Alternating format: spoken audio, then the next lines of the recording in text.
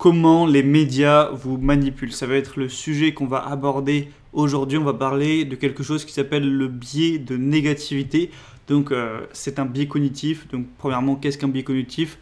Pour faire simple, c'est des éléments de réflexion qu'on a dans notre cerveau qui sont ancrés de par nos gènes, qui fait par exemple, avec le biais de négativité, qu'on s'intéresse plus facilement au négatif qu'au positif. C'est des choses qui sont à la base utiles pour la survie. Voilà, un homo sapiens qui était dans la savane et qui voyait à côté un lion et à droite un plant de banane, valait mieux qu'il s'intéresse au lion et qu'il se casse en courant plutôt qu'il aille prendre le plant de banane et risquer de se faire tuer. Donc voilà, c'est des choses qui sont utiles pour prendre des décisions plus facilement, etc. Mais ça peut se faire exploiter par des personnes, par des entreprises, par des messages, etc. pour plus ou moins manipuler, influencer. Je recommande à tout le monde qui s'intéresserait à ce sujet de lire par exemple Influence et manipulation de Robert Cialdini, c'est un livre très bon là-dessus, il y en a plein d'autres. Du coup, on va revenir au sujet, on va parler des médias, voilà, pourquoi les médias nous manipulent entre guillemets. Alors quand je dis manipuler, c'est un peu extrapolé. En fait, bon, juste avant de commencer, je tiens à préciser que j'ai une rage de dents complètement. En gros, j'ai une dent de sagesse qui pousse au fond de la mâchoire là. Et je sais pas, j'ai l'impression que ma gencive s'est infectée ou quoi, donc j'ai hyper mal depuis 2 jours. J'ai pris un rendez-vous chez le dentiste. Mais bon, bref. Du coup, si j'ai pas trop d'énergie, etc., que je galère un petit peu dans ces vidéos, voilà, excusez-moi, mais c'est pour cette raison. En fait, ces derniers jours, ces dernières semaines, on entend parler absolument partout du coronavirus. Voilà, c'est le truc qui fait l'apogée.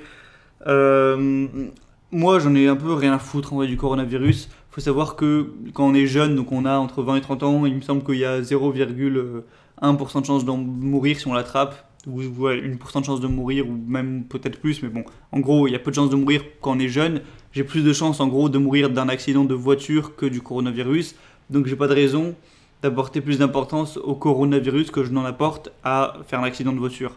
Or, je me dis pas tous les matins, attention, si jamais je fais un accident de voiture, je vais mourir. Du coup, je me dis absolument pas la même chose pour le coronavirus, j'en ai rien à branler. Et tant que ça dépasse pas les chances de mourir par un accident de voiture, j'en aurai toujours rien à branler. Après, pour les gens qui sont peut-être vraiment vieux, qui ont une plus grosse probabilité de mourir, pourquoi pas s'y intéresser. Mais bref, un truc à savoir, c'est que le négatif attire, le négatif fait du clic, le négatif fait des tirages en gros, parce que le but d'un journaliste, d'une entreprise de journalisme, donc un journal, une émission de télé, etc., ou même peut-être une chaîne YouTube qui fait des actualités, son but c'est pas d'informer rationnellement de manière saine la population. Son but c'est de générer un gros chiffre d'affaires, un gros bénéfice et de gagner sa vie et de continuer à grossir. Voilà. Du coup, leur but c'est pas de vous informer bien, c'est juste que vous consommiez leurs produits, donc leur site internet, leurs journaux, etc.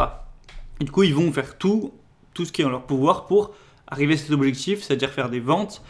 Et du coup, ils vont parler de tout ce qui attire l'œil. Donc quand il y a un attentat terroriste, on va en parler un maximum. Quand il y a une maladie, coronavirus, qui s'étend et tout, on va en parler un maximum. Alors c'est normal d'en parler, c'est normal d'annoncer le fait que ça s'est arrivé. Mais tu peux en parler une fois et passer à autre chose. Mais non, ils vont en parler, parce que ça fait des clics, parce que ça fait du chiffre d'affaires. Et par exemple, quand il y a eu les attentats il y a quelques années, voilà, à Paris, à Nice, etc., il y a peut-être au final, enfin voilà, même sur des centaines de personnes, au final, il y a moins de 0,01% de chance d'être tué dans un attentat. Même s'il y a eu 300 morts, etc., en gros, les chances de mourir dans un attentat sont infimes. Et pourtant, pendant des semaines, on a vu ça dans plus de 30% des médias. C'est-à-dire que le rapport entre risque de mort, risque et apparence dans les médias, enfin combien de fois ça apparaît, est complètement biaisé. Et c'est pareil que le coronavirus, il y a dû y avoir des milliers d'articles de partout sur le coronavirus, alors que les vrais risques pour nos vies sont extrêmement minces. Donc il faut réussir à percevoir ça. Moi, clairement, je consomme plus de médias. Voilà, je regarde ni BFM TV, ni le TF1, ni le JT, ni rien du tout. Je suis abonné à aucun compte d'information, etc. Juste en fait, quand il y a des informations vraiment importantes, j'en entends parler de gens du bouche à oreille. Coronavirus, j'en ai entendu parler de bouche à oreille. Quand il y a vraiment un truc important, un attentat ou quelque chose qui va vraiment avoir un impact, j'en entends parler. Donc j'ai pas besoin en fait de regarder les médias, ça m'intéresse pas, ça me fait juste perdre du temps. C'est pas bon pour le cerveau. Parce que, comme j'ai dit, il y avait quelqu'un qui avait analysé ça, il me semble, je sais plus du tout qui c'était. Il avait analysé des JT, et en gros, dans le JT, il y avait 80% de négatifs. est-ce que tu penses vraiment que c'est sain pour toi d'avoir 1 heure par jour, 80% de négatif dans la gueule? Et voilà, ça te fait avoir une vision du monde qui est biaisée déjà, qui est fausse par rapport à la réalité, qui est en plus négative, donc tu vas peut-être être plus pessimiste, plus peu heureux dans ta vie, moins être heureux, etc., être plus dans le négatif, donc ça peut faire des cercles vicieux dans tous les sens, et du coup, bah, c'est pas bien pour ton bonheur et pour ta vie. Du coup, bah, moi, je t'encourage à voilà, garder en tête que le but d'un truc d'actualité, c'est de gagner de l'argent et non pas de bien t'informer, qu'ils utilisent des biais psychologiques pour arriver à ces fins. Donc le biais de négativité, par exemple, ils vont aussi utiliser pas mal les trucs de potin, ce qui énerve les gens, ce qui indigne les gens, ça fait aussi beaucoup de clics. Un deuxième livre que je peux te conseiller là-dessus, c'est Croyez-moi, je vous mens de Ryan Holiday. Donc voilà, aussi, je mettrai peut-être les liens dans la description des livres, voilà, vu que j'en ai deux. Il parle beaucoup de ça et c'est assez intéressant aussi.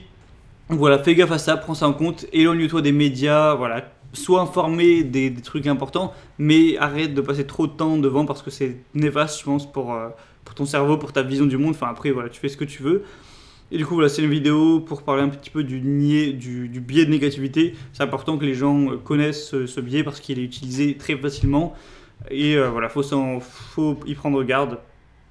Du coup, voilà, c'est tout pour cette petite vidéo. Comme je t'ai dit, alors, en ce moment, c'est un petit peu la souffrance à cause de cette gencive-là. Donc, je vais essayer de garder le rythme au niveau des vidéos. Je vais d'ailleurs faire une formation cette semaine. Je ne sais pas si du coup ça va être possible. Je vais essayer de garder le rythme au maximum. Donc, je te dis à la prochaine. Et puis, juste pour te rendre compte, il y aura une vidéo qui fera un titre négatif, fera toujours plus de vues. C'est-à-dire que, imagine, je fais 2 vidéos sur ma chaîne. D'ailleurs, je pourrais même faire le test. Si je fais une vidéo, je vais me faire opérer avec ma tête qui est triste, tu vois, genre un peu négatif, etc. La vidéo fera plus de vues que si je fais une vidéo, j'ai une bonne nouvelle ou quoi, tu vois, c'est toujours, bref, je m'éparpille un petit peu. Si tu veux, encore une fois, t'abonner à la liste email pour avoir un email de ma part chaque dimanche, même si j'ai ma rage dedans, ça devrait continuer à sortir, ça, parce que j'ai du mal un petit peu à faire des vidéos, mais je peux écrire normalement. Donc tu t'inscris en passant par le premier lien qui est dans la description. Tu rentres ton prénom, ton adresse email et je te enverrai du contenu bonus tous les dimanches matin, voilà, pour te parler de sujets, sur plein de sujets différents. Il y a aussi des promotions sur mes formations, etc. Je le rappelle juste, je te dis à la prochaine, sinon, allez, ciao.